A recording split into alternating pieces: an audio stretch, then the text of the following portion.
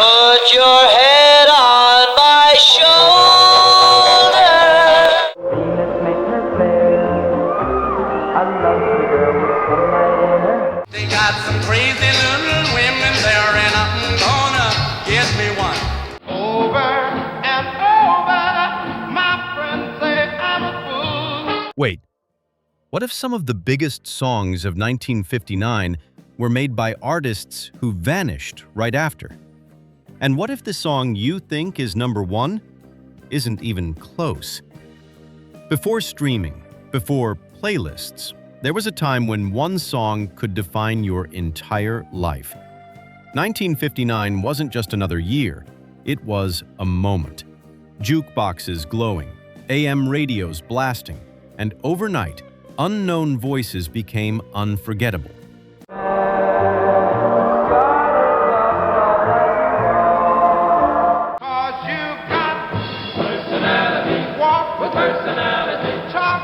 If there's a way, I'll find it someday. Stand on the corner, 12th Street and Bonnet. But then, they disappeared. No second hit, no long career, just one perfect song frozen in time.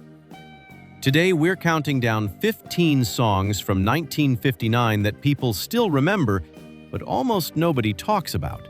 And trust me, this list is not what you expect.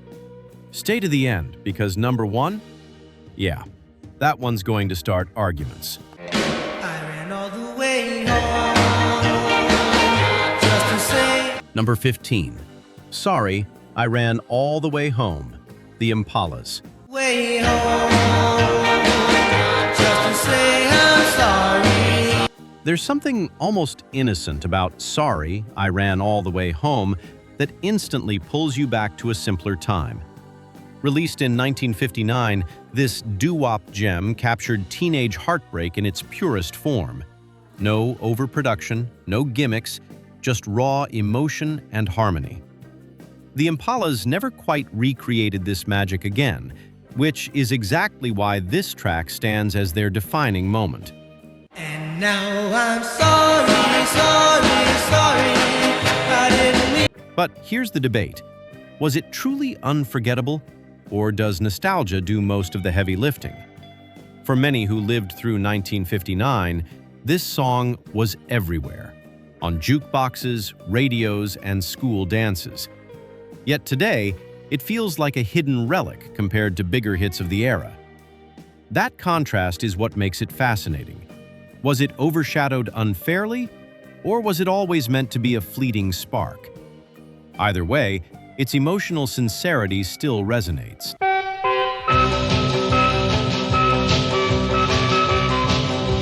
Number 14. Red River Rock, Johnny and the Hurricanes.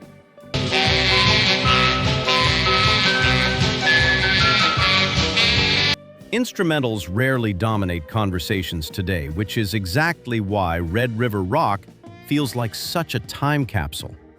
Johnny and the Hurricanes took a traditional melody and turned it into a rock and roll storm that swept through 1959. The pounding rhythm and driving organ made it instantly recognizable, yet it lacks the lyrical storytelling people often remember. That raises an interesting question. Can a song without words truly be iconic?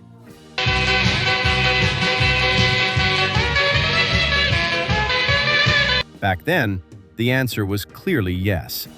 This track proved that energy alone could carry a hit. Still, critics might argue it's more novelty than legacy. Was it a groundbreaking moment for instrumental rock, or just a catchy tune that rode the wave of a trend? For those who remember hearing it blasting from AM radios, the answer is obvious.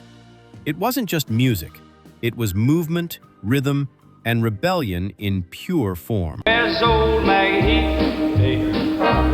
so there's never. Number 13. Mack the Knife, Bobby Darin. Scarlet billows start to spread. Now, here's where things get controversial. Mack the Knife wasn't just a hit, it was a phenomenon.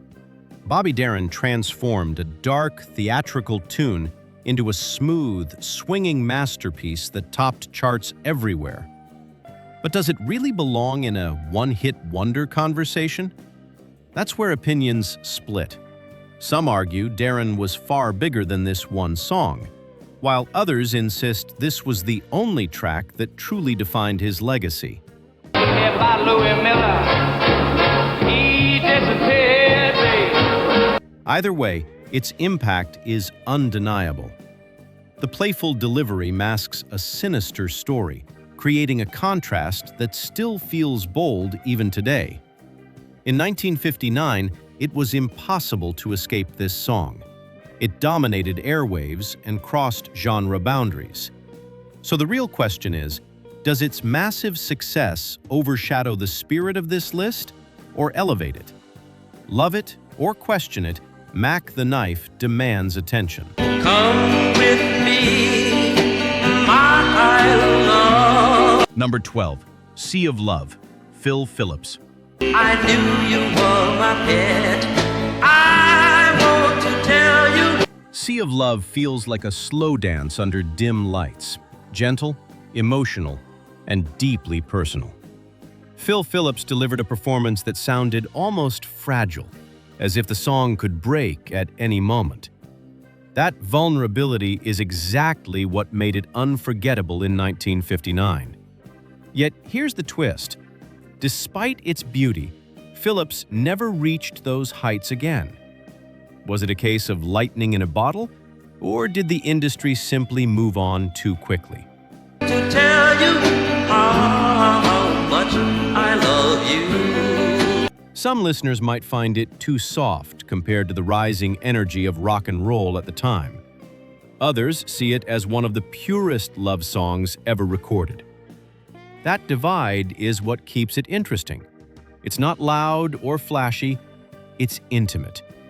And maybe that's why it still lingers in memory, quietly standing apart from the more explosive hits of its era.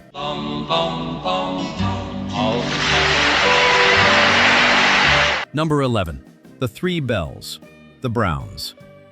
Lead us not into temptation, bless this hour of meditation, guide him with. Storytelling in music doesn't get much clearer than The Three Bells. The Browns crafted a narrative that follows a man's life from birth to death, all within a single song.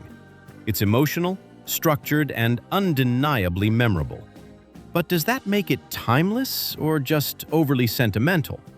That's where opinions start to clash. In 1959, audiences embraced its simplicity and message, pushing it to massive success. And the little congregation prayed. Today, some might find it too straightforward, lacking the complexity we've come to expect from modern songwriting. Still, there's power in its directness.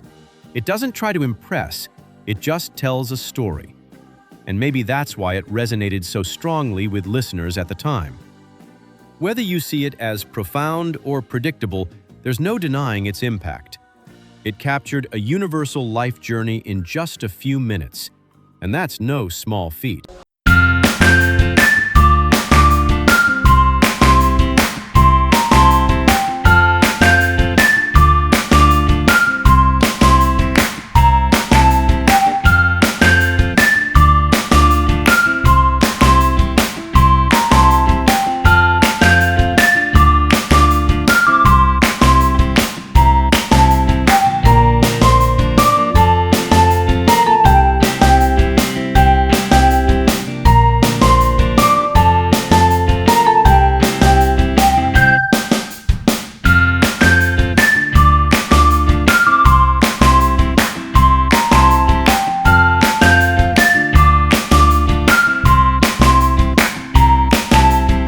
Some listeners find that contrast refreshing, while others see it as forgettable. That tension makes it intriguing. It topped charts, yet today it's often overshadowed by more energetic hits from the same year. Was it ahead of its time in embracing mood over momentum, or simply outpaced by louder trends? Either way, it remains a beautiful snapshot of a softer side of the era. one that still resonates with those who remember. I want you to know I love Number 9, Come Softly to Me, The Fleetwoods. softly, darling. Hear what I Before Mr. Blue, there was Come Softly to Me, a song that feels almost like a whisper. Its layered vocals and gentle rhythm created a unique atmosphere that stood out in 1959. But here's the controversy. Is it truly memorable or just pleasant background music? For those who grew up with it, the song carries deep emotional weight.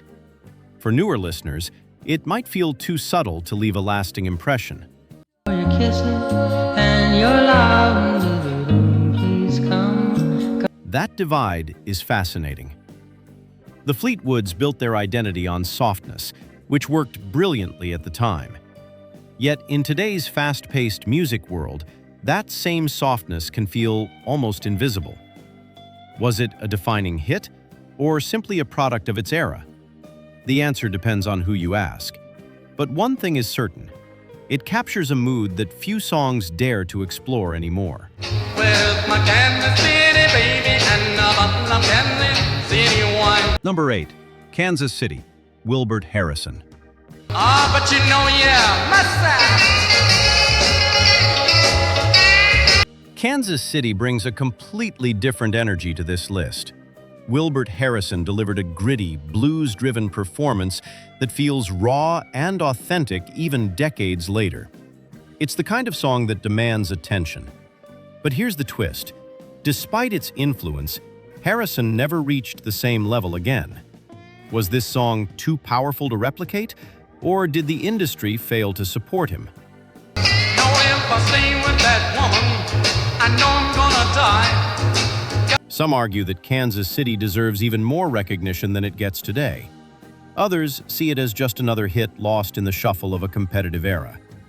What makes it stand out is its attitude. It doesn't ask for approval. It commands it.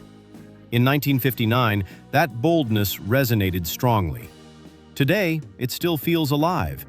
The question is, why didn't that energy translate into a longer career? That mystery adds to its legacy. Someone, yes, someone to love. Number 7, Lonely Boy, Paul Anka. I'd like to hear somebody sing. Paul Anka's Lonely Boy is polished, emotional, and undeniably catchy. It tells a story of isolation wrapped in a smooth pop arrangement that defined late 50s teen music. But here's where the debate begins. Can Paul Anka really be considered a one-hit wonder? Many would strongly disagree. He had multiple successful songs, making his presence on this list controversial. Somebody, somebody, somebody, please. Still, Lonely Boy stands out as one of his most recognizable tracks. Its success in 1959 was massive, connecting deeply with young audiences. The question is whether its popularity justifies bending the rules of the list. Some viewers will call it out immediately, while others will appreciate its inclusion. And that tension? That's exactly what drives engagement. Love it or challenge it, Lonely Boy proves that sometimes the most debated entries are the most memorable. Now that you're gone, my bed. Number 6, Donna, Ritchie Valens. Well, darling, now that you're gone. Donna carries a bittersweet weight that few songs can match. Ritchie Valens poured genuine emotion into this ballad, creating something deeply personal. Knowing his story only adds to its impact. But here's the question. Does its legacy come from the song itself or the tragedy surrounding the artist? That's where opinions split. Some see it as a timeless love song, while others feel its emotional power is amplified by context. I had a girl, Donna was her name. Either way, it resonated strongly in 1959. The simplicity of the melody and sincerity of the vocals make it stand out. Yet it's often overshadowed by Valens' more upbeat work. Was Donna underrated or simply different from what audiences expected? That contrast is what makes it unforgettable. It's not just a song, it's a moment frozen in time. Over and over, my friends say I'm a fool. Number 5. Personality. Lloyd Price. 'Cause you got personality, walk with personality, talk with Personality is bold, confident, and impossible to ignore.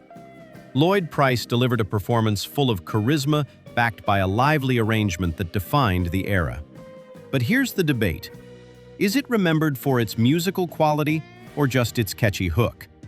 In 1959, it was everywhere, dominating charts and airwaves. Yet today, it doesn't always get the same recognition as other hits from that year.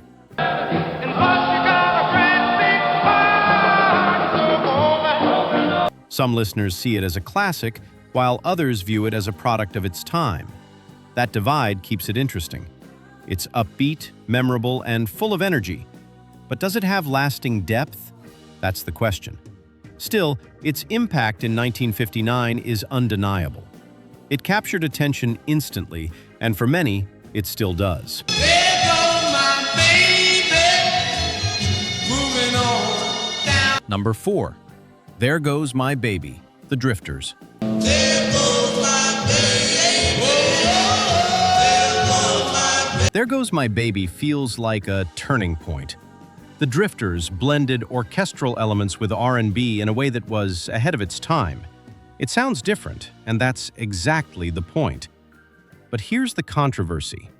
Does innovation always equal greatness? Some listeners admire its boldness, while others find it unusual compared to more straightforward hits. I wanna know where you lie. In 1959, it stood out dramatically. Today, it's often overlooked despite its influence. Was it too experimental for its own good, or simply underappreciated? That question still lingers. What's clear is that it pushed boundaries. And sometimes, those boundary-pushing songs don't get the recognition they deserve. Whether you love it or question it, There Goes My Baby changed the sound of its era. Put your head on my shoulder. Number 3. Put Your Head on My Shoulder, Paul Anka. I'll find it someday, and then there's Another Paul Anka entry, and yes, that's bound to spark debate. Put Your Head on My Shoulder is smooth, romantic, and instantly recognizable. It became a defining slow dance track for many in 1959. But again, does it belong here? Critics will argue Anka's success disqualifies him from this list entirely. Supporters will say this song alone deserves the spotlight. That tension is exactly what makes it compelling. whisper in my ear, baby. Musically, it's simple but effective. Emotionally, it connects. Yet some might find it too polished, lacking the raw edge of other hits. Was it a genuine standout, or just another popular track from a prolific artist? The answer depends on perspective. Either way, it continues to spark conversation, and that's what keeps it alive. Every night I hope and pray, but dream lover, Number 2. Dream Lover, Bobby Darin. as I grow older, 'cause I want girl. Dream Lover shows a completely different side of Bobby Darin. It's upbeat, romantic, and far more straightforward than Mack the Knife. But here's the question. Does it prove Darin wasn't a one-hit wonder at all? Many would say yes. That alone makes its placement controversial. Still, the song itself is undeniably catchy. It captures the optimism and charm of late 50s pop perfectly.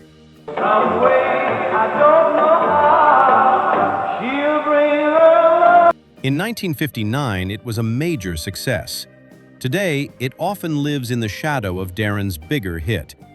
Was it underrated or simply overshadowed? That's the debate. What's clear is that it resonated deeply with audiences at the time. And even now, it's hard not to get pulled into its rhythm. Love it or question it, it's unforgettable. Send a little girl for me to thrill. A girl who wants like you. Number 1. Venus, Frankie Avalon. I love the girl with sunlight in her hair and takes the bright. And here's the moment that might divide your audience the most. Venus by Frankie Avalon takes the number 1 spot. But should it? That's the big question. It was a massive hit in 1959 with a smooth, polished sound that defined teen pop of the era. But some viewers will argue it's not the most impactful song on this list. Others will say it perfectly represents the time. That tension is exactly why it works here. It's catchy, memorable, and widely recognized. But is it truly the best?